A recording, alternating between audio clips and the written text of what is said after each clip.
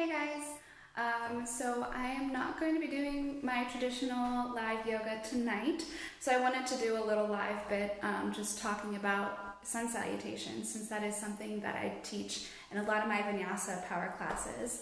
So we'll be doing that, and then later on tonight there'll actually be a video going up on YouTube of the flow, so that make it a lot easier for people to view it at any time, and it should be up there for any reason.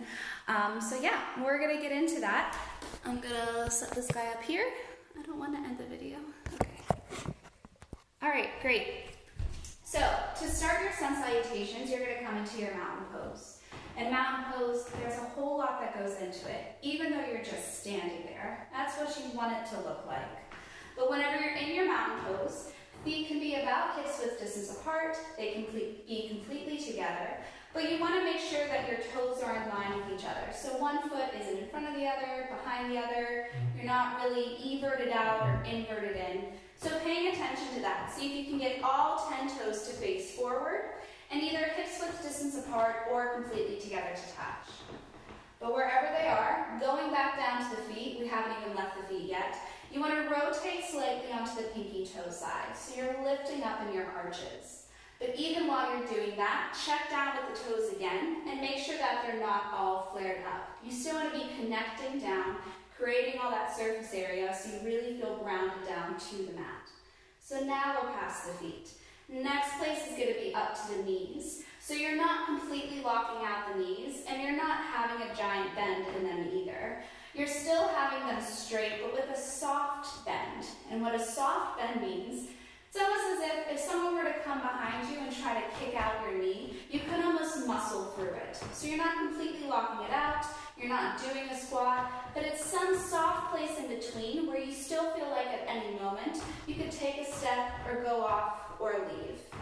So going up past the knees, we're going to come to the quads and to the thighs. And so you are engaging here, almost as if you were to have a block between your thighs, it'd be shooting forward. So there's a little bit of an external rotation of the thighs there, still engaging them together. Up from there is your Mula Bandha.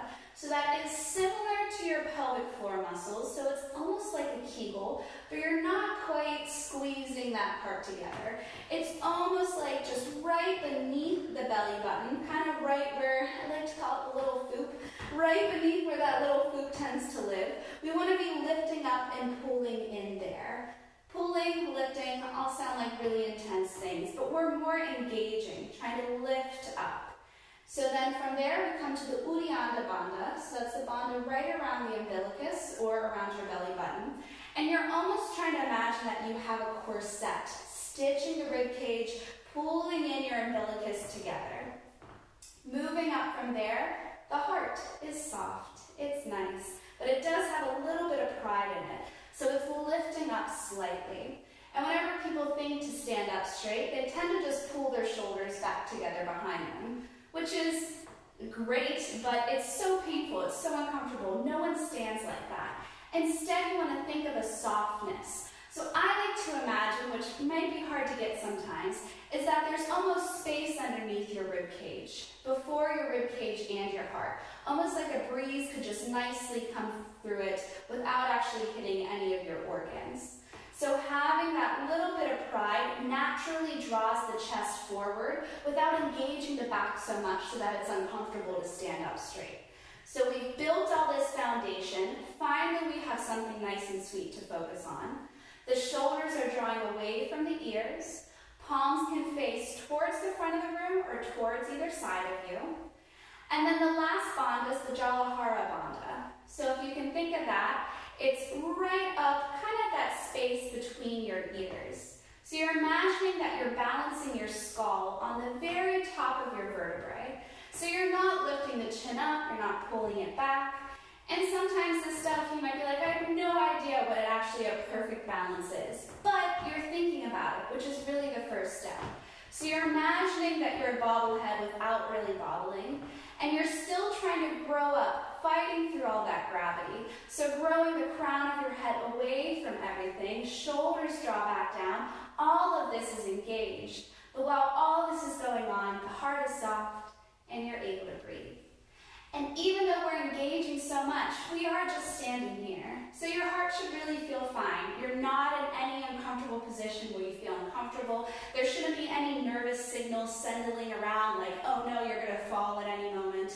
Because you're really balanced, really stable, and you're just able to breathe and find that little bit of lightness, that little bit of niceness, while you're still having a lot of fire underneath you. So, after all that being said, we'll start in mountain pose. We'll start just standing. So we've built all that good foundation up, trying to lift everything up, growing it out. So you're going to take all that good energy, inhale to reach the arms up overhead, and connecting palms. Trying to connect the palms and even the fingertips together to touch. And then as you exhale, you're going to break that space, hinging at the hips first. So oftentimes whenever you see in a forward fold, people are just kind of coming over. But you're trying to do more of a shifting first with the spine still nice and flat behind you. And then finally, whenever you're at the furthest point of your hamstring stretch, then you can start to curl the rest of the spine down, can drop the hands, drop the head, and tuck the chin under. And the pose isn't complete until you tuck the head under. So still sometimes we're waiting to get to that high to low push-up. We're looking down onto the mat. We're doing something different with our hands. But you're completing the whole pose. So you can either leave the hands down, you can start to reach them behind you, and place them down onto the mat. And so we've made all this compression here. We're tucking the chin under. And so for the next part, we have to decompress before we come back. So that's where the halfway lift comes in. So as you inhale, growing back out the spine, I always like to start with putting my hands onto my shins. So whenever you can make that space there, arms come straight. And still we're trying to draw the shoulder blades together behind you so that the heart has a lot of space to shine forward. So that's different than the mountain pose. We're actually actively trying to draw the shoulder blades together to touch. But you're still growing your head out through the shoulders and almost like you're trying to put a butt print on the back wall.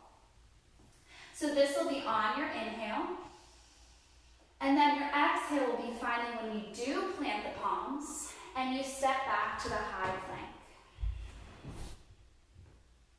Once we're in the high plank, you have so many options here. You can bring the knees down. You can come down onto the forearms if this is too much pressure onto your wrist. But if you have the strength and the endurance, you can come up to your full plank.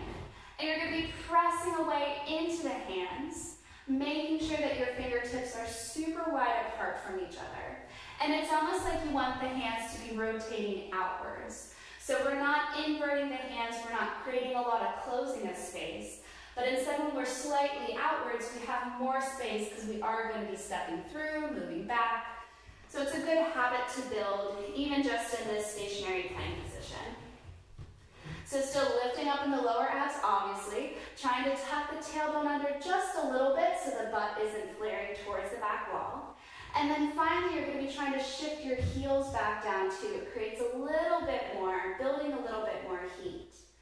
And so now that your heels are drawn all the way back, we're going to flow through the chaturanga. So as you inhale, shift forward so that your chest goes past your wrist.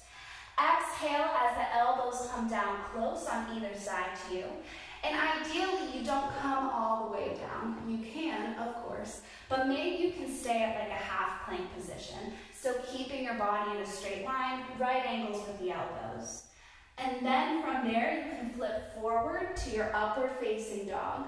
Or if you do decide to come all the way down, that's when you come up to a cobra position. Difference is, cobra, your thighs are on the mat. Upward facing dog, the thighs are lifted. This is a lot more intense. It's always going with your level of intensity. But while you're here, try not to cut it short. We tend to do that because a lot's going on. But we're going to inhale in this position, pressing away with the hands. And then as you exhale, try to come back through a plank before coming back to downward facing dog. To me, that feels a lot better in the low back. If we're flipping all the way up in an up dog, going all the way back in a down dog, you're going to get that rotation right by your sacrum, and it just doesn't feel good. It feels a little extra crunchy. So finally, when you're in a down dog, you're going to get the hair out of your face. You can pedal out. And even if you are tending to be a wiggle yourself. I always like to wiggle in the beginning, but then find some sort of static hold of the position. And in your down dog 2, you want the feet to be, again, about hip-width distance. So this is not as wide as your hips are. Your feet should be a little bit more narrow than you would originally plan. A little bit of softness in the knees so that your hips can again press towards the back wall. But even when you're here, we're not overextending. So we're not bringing the rib cage all the way through and letting go of all the bandhas. So you're still trying to engage the rib cage together to touch. So it's a slightly different feeling from here to being here.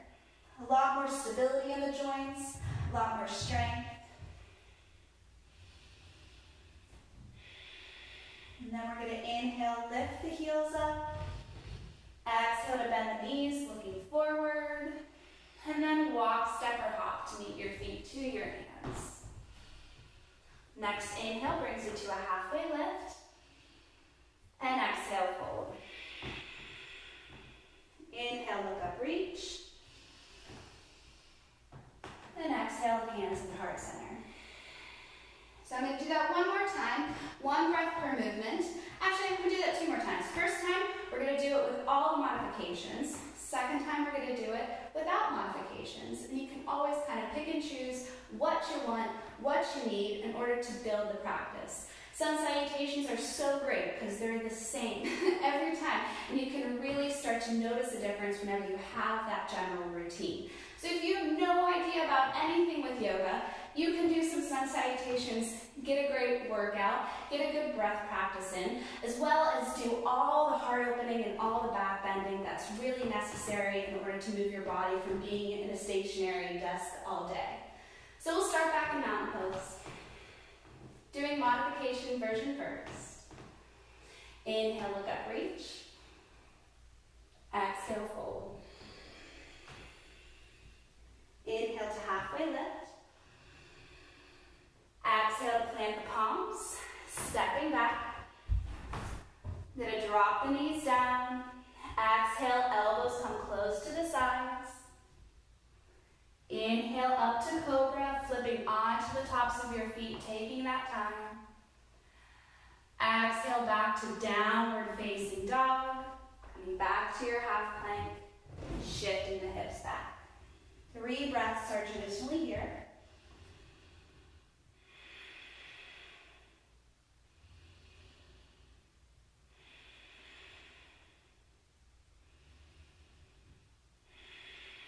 Inhale to lift the heels. Exhale to bend the knees, look forward, and walk, step, or hop.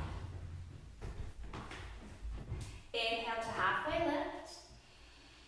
Exhale, fold. Inhale, look up, reach. Exhale, hands into heart center. Now for the more advanced variation. Inhale, look up, reach up. Maybe you come back.